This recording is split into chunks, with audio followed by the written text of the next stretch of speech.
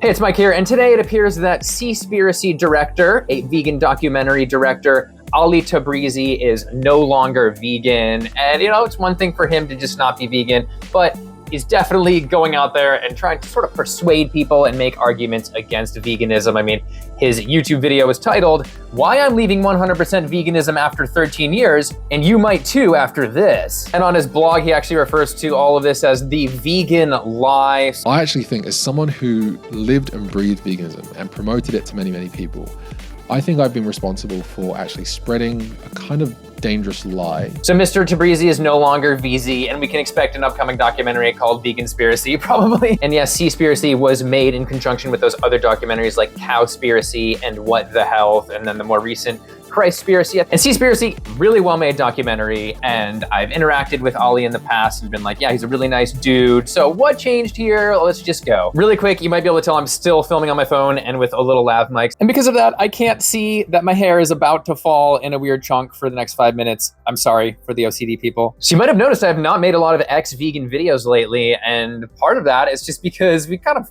past that wave of ex-vegans, that ex-vegan era there. But in this case, this is an interesting one. It's a person I'm familiar with, somebody who's been vegan for a while. They were in the vegan activism scene. And so like, what the heck are they doing here? What's going on? And Ollie really did want to establish that, yes, he was a real vegan, even going as far as to say this. I wore vegan activist t-shirts, vegan activist hoodies, went to protests, went to rallies, filmed the slaughter of animals extensively. In case people don't think I was fully vegan, believe me, you're wrong. I was probably more vegan than you've ever been. I don't want to be more arrogant. Are you sure about that? Are you sure about that? I'm just kidding. I'm not into vegan contests. But he's clearly just trying to lay the groundwork for the inevitable, like, you were only plant-based comment. But I just want to say, like, previous enthusiasm doesn't necessarily mean that you're always going to be, perfectly on point about everything in the future and never going to change. Like, yeah, he was vegan. Okay. But then he makes a kind of dramatic statement here. I think I've been responsible for actually spreading a kind of dangerous lie that I want to rectify in this video and set the record straight for any people I've influenced. Like, I would have thought, oh my God, there's some really dangerous health concern that he has, but he doesn't even focus on that very much. And so, yeah, he's just trying to like hook people in, I think. And also, it wasn't because of any health issues. I think I've lost count of the hundreds of videos of YouTubers and influencers that have made videos why I'm no longer vegan. Celebrities that moved in and out of veganism, claiming they had brain fog or couldn't get enough protein or XYZ, only to find that really they were living off of, smoothies and not really getting the nutrition they needed, or weren't eating enough protein, or weren't taking B12 supplements and all that kind of stuff. That's not why I've changed my mind. So yeah, he doesn't actually point to health issues as a reason for quitting, which really is right in line from this Faunalytics report on ex-vegans, with 70% experiencing no health management issues. 30% say they did, despite the narrative being like, oh my God, everybody automatically fails for their health. Like, I was just at a Cube of Truth recently, and this random dude comes up and shouts that like everybody who's vegan will just deteriorate within like 7 to 10 years. So it's like a really common angle people take, but in this case, he's mainly focusing on ethical grounds. Here he is. Veganism doesn't actually hold the monopoly to causing the least harm through dietary choices. And that actually, there are many examples of a vegan choice that causes more harm to animals than if you directly consumed the non-vegan counterpart to that product. So that's a pretty big claim, saying the vegan alternative is going to cause more harm to animals than the actual animal-based one. And so you got to bring some tall receipts for that. And you can be the judge of his argument, but you got to bring in some facts, some figures. Oh, he does bring in a chart, but yeah, it has nothing to do with actual numbers on animal deaths. Here he is. In instances on the fringes of the bell curve of what we eat, if you imagine the bell curve like this, and at the center you've got the staples that we all eat that's very cheap and reliable and sustainable and accessible in most places: bread, rice, pasta, beans, vegetables, fruit, peanut butter, oils, those kinds of things. On the fringes, you get specialty items that are replacement products that tend to be less accessible, more expensive. And it's those things which I'm about to expose as being potentially more damaging to animals and the environment and so on. And in which case, you're probably best off just eating the regular animal-based counterpart to it. He mentions the expense, and yeah, for any diet, there's going to be a spectrum of more and less expensive food items, whatever. We'll talk more about cost in a little bit. But claiming that it's going to cause more harm to animals, he then launches into a marshmallow anecdote. We wanted to bring marshmallows along, of course, for this beautiful family memorable moment to roast on the fire. But as a vegan, of course, you have to think about this kind of stuff. So in order to get vegan marshmallows, me and my family had to drive half an hour into the city to a place we never go, to go to a specialty vegan store to buy vegan marshmallows. And then we obviously had to drive half an hour back, and we had to go over a toll bridge this time. And the vegan marshmallows that we got were a very small bag that cost about $16 for about less than 300 grams. $16. And on the drive home, I started to realize that actually this was insane. This can't be what ethical living looks like, surely. So he admits that when he was in the UK, where he's from, vegan marshmallows were more accessible, but he's in Australia now, where, marshmallows, perhaps not as much a part of the culture. They don't have s'mores there, but yeah, they still eat them. They still might roast them over the fire. But it is to the point where just really a quick search about how widespread this is led me to this blog post about a woman who isn't even vegan talking about how hard of a time she had just finding marshmallows at grocery stores. Quote, we searched the baking aisles at grocery store after grocery store to try to procure marshmallows, but we never found them. I realize this is a little bit on the older side for a blog, but here is a woman recently expressing a similar sentiment on TikTok. I don't know why, but white marshmallows on their own are a little bit tricky to find in Australia. They always come in a pack with pink marshmallows as well. So if you're trying to find a specialty version of a specialty product, yeah, that's going to be kind of hard. And this does remind me of visiting family in Australia who are partly American, and they wanted to celebrate Halloween. And so they're like, let's go grab a pumpkin. We went to a store and got a pumpkin, and it was like $20. And I was like, dang. That's because it's not part of their culture. You're trying to apply your culture to an area that it doesn't exist in as much. So there's gonna be extra costs. There's gonna be inconveniences to that. So what do you think about his arguments so far? You think he's got some strong arguments? Speaking of strength, ridiculous segue. Maybe you're interested in strengthening your cells, which brings us to our quick break with today's sponsor, Fatty 15, a cellular health supplement, which actually has science behind it, which is, of course, why I'm working with them. This is C15, and while that is a saturated fatty acid, sometimes our body is a mystery, and in this case, it does not raise LDL or bad cholesterol, which is good. And this randomized control trial actually found a lowering in LDL in this population, and we have studies showing that it increases the strength of cells. Yes, this fatty acid actually goes into the membrane of cells and makes them stronger, more resilient, less prone to aging, oxidative stress, on and on. And I've been taking it and feeling good, and the way I know is because my cells have actually called me up and told me on my cell phone. I will never stop being so lame. And one thing I haven't mentioned is that C15 also inhibits FAAH and MAO-B. And so it's kind of complicated, but that can result in positive effects for both dopamine and your endocannabinoid system, which could potentially have positive effects on mood. It could also help regulate sleep and just brain resilience. And of course, you know me, it is a vegan supplement. So if you would like to try it out, you could click the link below and use the code MIKE, that's MIC, for 15% off your first subscription order. All right. But to summarize his issue, he's saying, we had to drive an hour or so round trip. We had to pay for these tolls, and then they had to pay $16 for marshmallows, which these might be among some of the most expensive vegan marshmallows in the world. Just side note, Trader Joe's in the US, their marshmallows are vegan and they're $2.99, which is comparable to the closer non-vegan ones he mentions. But yeah, again, that's a side note, not directly related to his story. I started to think, well, surely if I would have just hypothetically bought the animal gelatin marshmallows at the local supermarket for $2.50 without spending all the fuel and toll bridge fees, and all the money I spent, not even if I gave all of it to an animal sanctuary, even if I just gave a couple of dollars that I saved to an animal sanctuary, surely that's going to do more tangible, measurable good.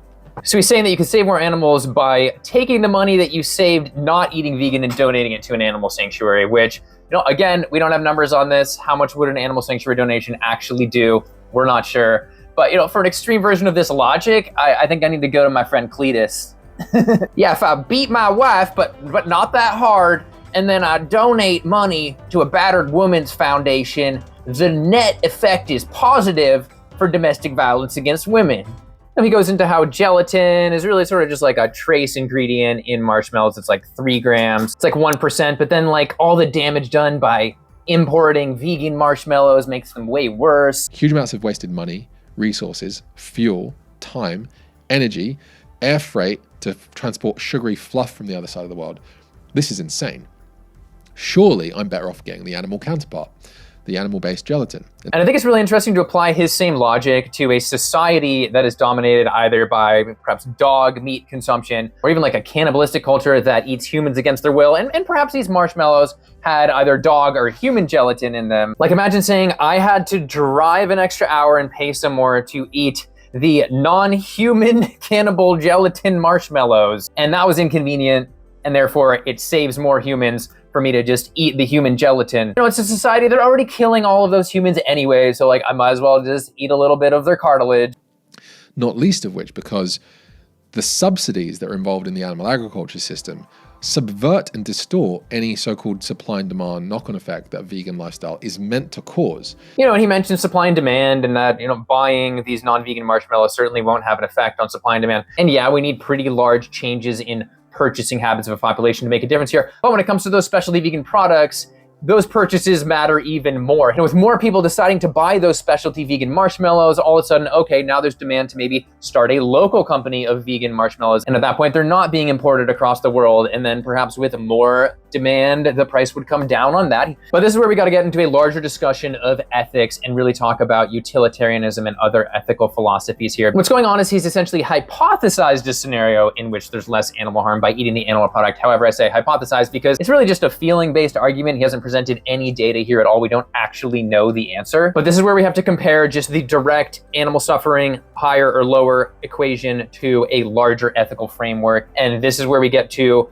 utilitarianism versus deontological ethics, which, bear with me, sounds like a fancy word, but it's pretty simple. So utilitarianism, we're talking Thanos here, that guy who's like, I'm gonna snap my fingers and kill, murder, erase half of the population of the universe to increase the quality of life for the remaining people. That would be utilitarianism, doing what you need to just on paper lower the suffering. But you can kind of see the problem with utilitarianism there, in which they're normalizing straight up murdering people to try and increase quality of life, which then would have negative societal effects where murder is just normalized. But with deontological ethics, we're talking about the nature of the action itself and whether, if it was applied to a society, would it lead to, you know, perhaps more harm or a worse society, for example. So a deontological vegan perspective, which is more what I have, would be how can we change the norms to have a better society where we have lower animal suffering? And so establishing a norm where you do not eat animals and their products would then, if it catches on, hopefully, lower the amount of animal suffering and just make that a better society, in my opinion. Because if all of a sudden every vegan was fine with just eating non-vegan marshmallows and other non-vegan products, then all of a sudden they're not buying the vegan products, those industries would collapse, and then that shift to societal veganism would be harder to make, if even possible at all. Like if everybody is okay with killing animals for food, including vegans, then we're not going to be making that shift away from animal ag. We're not going to be creating a social norm shift. And throughout the video, he makes quite a few statements about vegan products being more expensive and how that is really unacceptable in many ways. Rice and beans. Rice and beans are really, really cheap.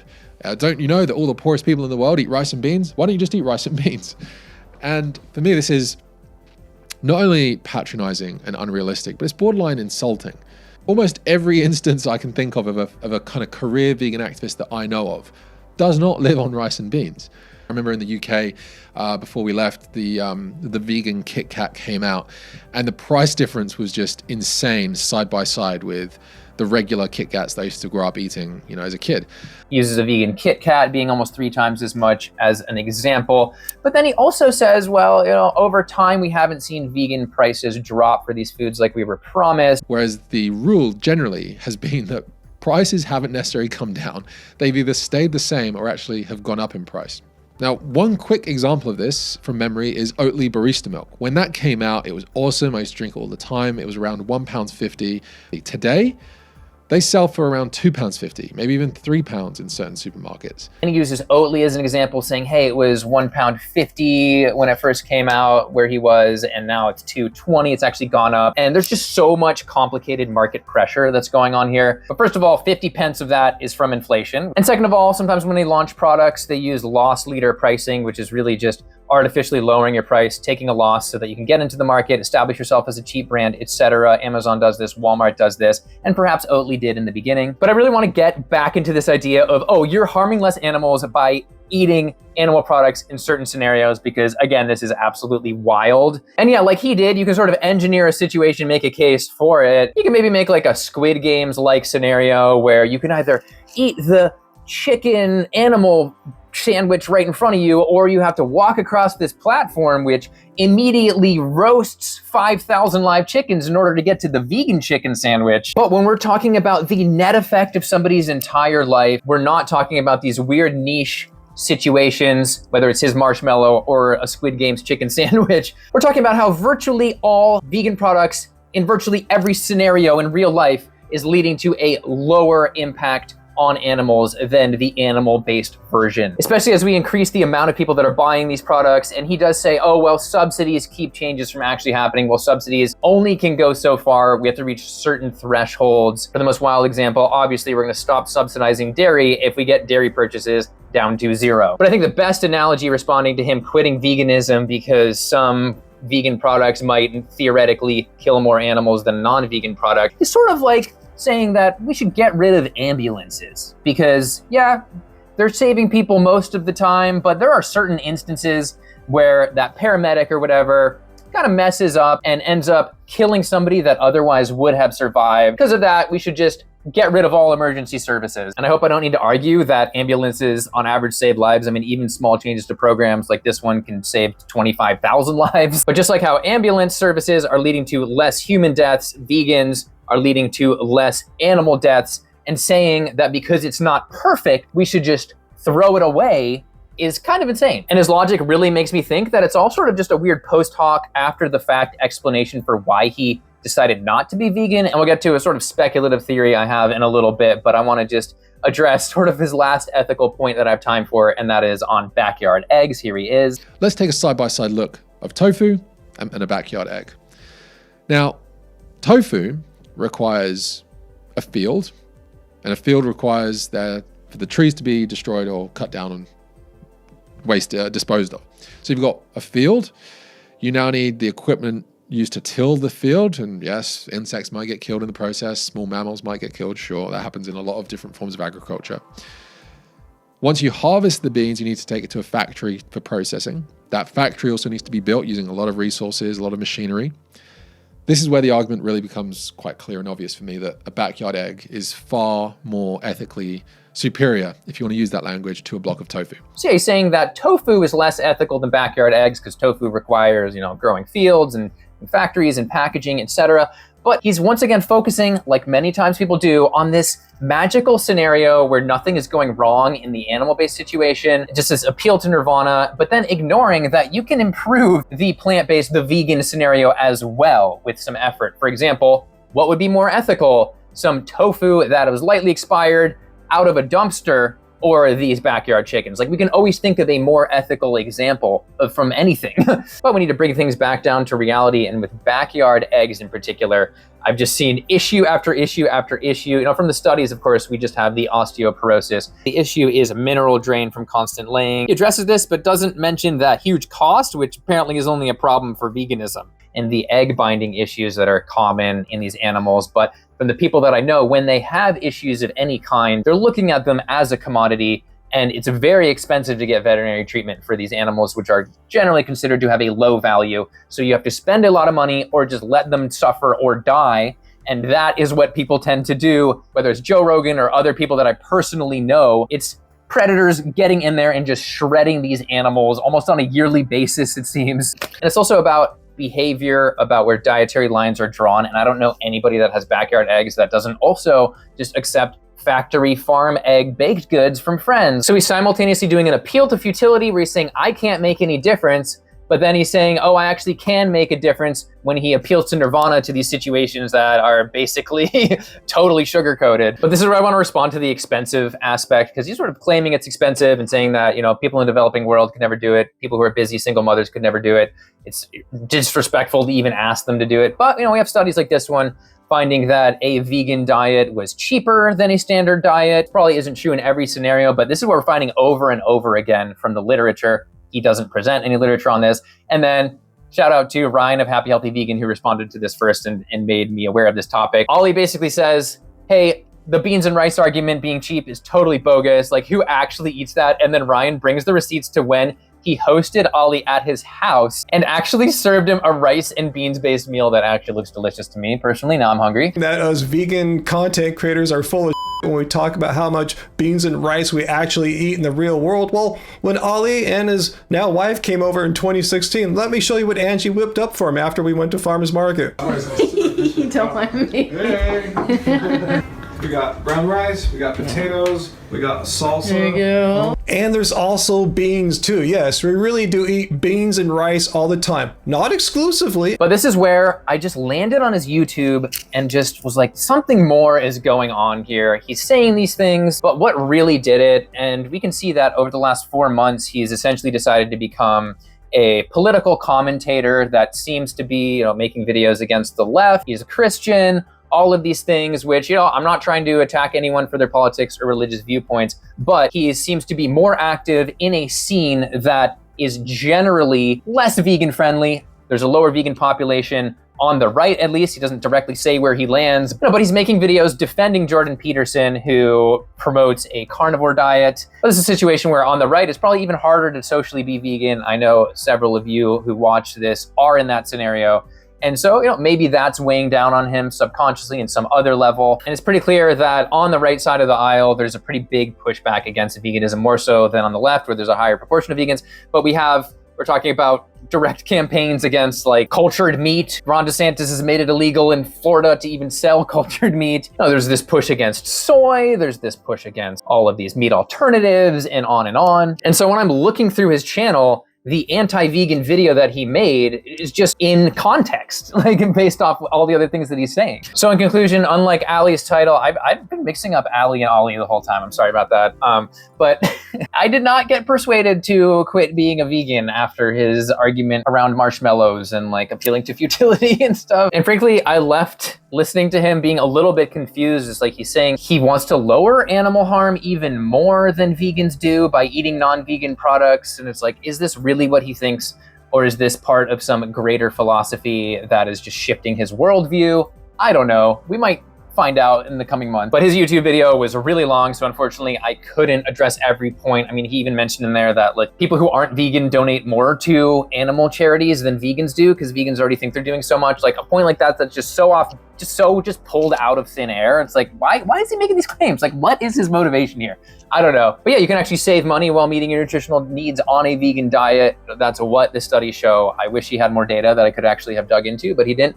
Anyway, speaking of science-backed stuff, if you would like to try Fatty15, you can of course click that link below and use the code MIC, M-I-C, for 15% off your first subscription order. And also let me know down below what points I missed or if you have any good responses to what he was saying, because there's just so much going on here. And it's kind of sad to see somebody go from straight up making Seaspiracy a great film to just being like, veganism, it's really not the best way to go. Anyway, so yeah, feel free to like, subscribe, all that good stuff, and I'll see you in the next one. Thanks for watching.